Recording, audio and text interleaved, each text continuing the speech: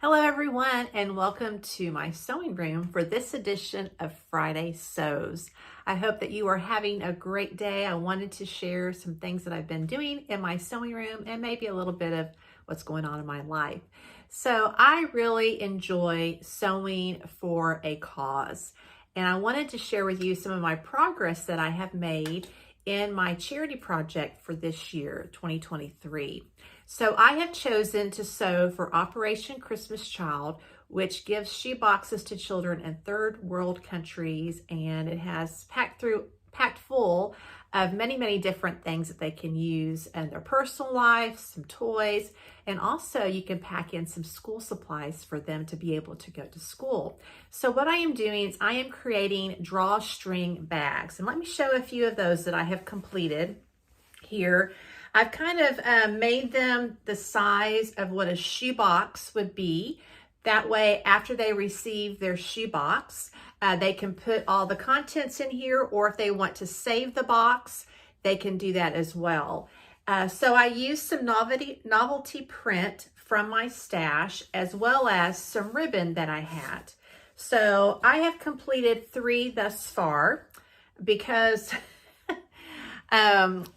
I've learned not to sew when I have a migraine, and I'm going to show you why. Because I got so eager that I just began serging everything, as you can see here, and did not leave at least a couple inches here to be able to make the casing for the ribbon. So I have a lot of seam ripping to do, which is my least favorite thing. Well, that and ironing, I must say, for sewing, but I'm going to get these done. So this is a great way to use up your stash.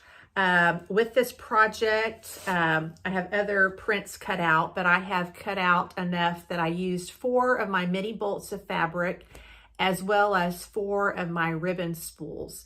So very easy bag to make. I kind of combined several different projects. The majority of this I used on my serger to do the ends with, and then use my sewing machine at the very top to make the casing, and then use ribbon. You could use cording, you could use twine in here. There's many different things you could use for the drawstring bags.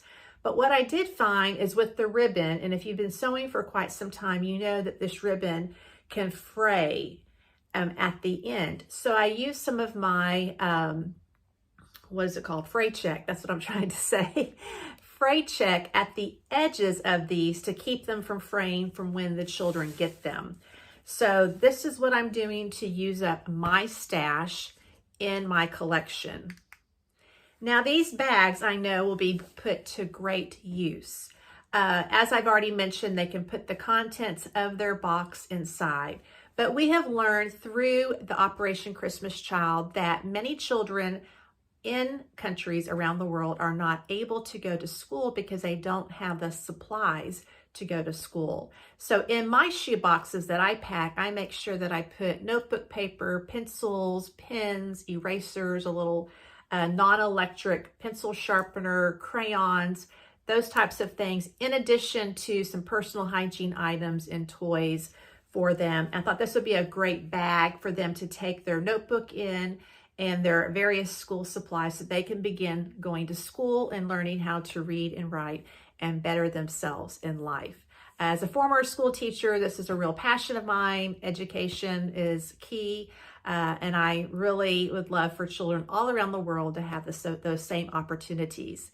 Now, at my church last year, the children in my kids ministry helped to pack 50 boxes last year. And so this year's goal is to pack 60 boxes. And so I'm not sure if I'll get 60 of these done. That would be a great goal, but I'm not going to put that pressure upon myself. I'm just going to keep sewing and continue to make them until we start packing boxes in November. And I'll include a link down below if there's something that, this might be something that you might want to do, whether it is making drawstring bags or something else. Also, with some of this novelty print, I had just a little bit left over that wasn't obviously quite long enough and big enough for the drawstring bags. I'm putting that aside because I also have a lot of elastic from the COVID year when I was making all of those masks for our healthcare professionals in the area that I was living at the time, and have a lot left over. So I thought that would be a great way to use up some of the remnants of the novelty print, maybe not the turtles here, but other novelty print that I've used to make some of the girls some scrunchies for their hair to be able to enjoy that as well. So do you choose a yearly charity project? If so, put those in the comments below, because I would love to learn other ways that I can use my sewing skills for good and for helping others who are in need or are less fortunate than I am. So that has been what I've been working on. Majority of it's been ripping out those seams. My least favorite thing to do.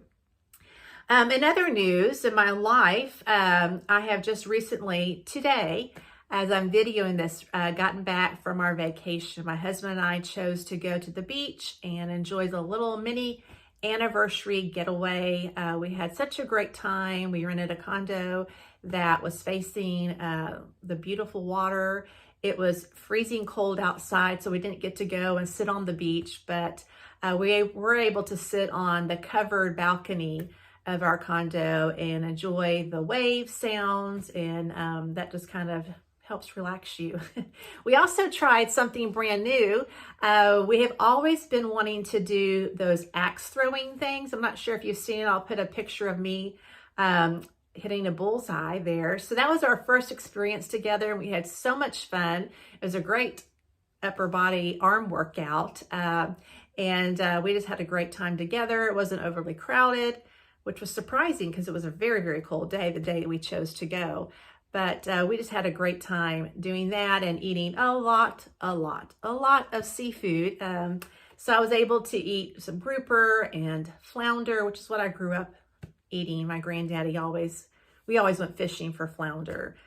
Ate a ton of shrimp and just enjoyed being away, not having a schedule, not having to worry about work and about life, just, as my husband says, chilling and just relaxing. Maxing and relaxing is what he says. So we had a great time.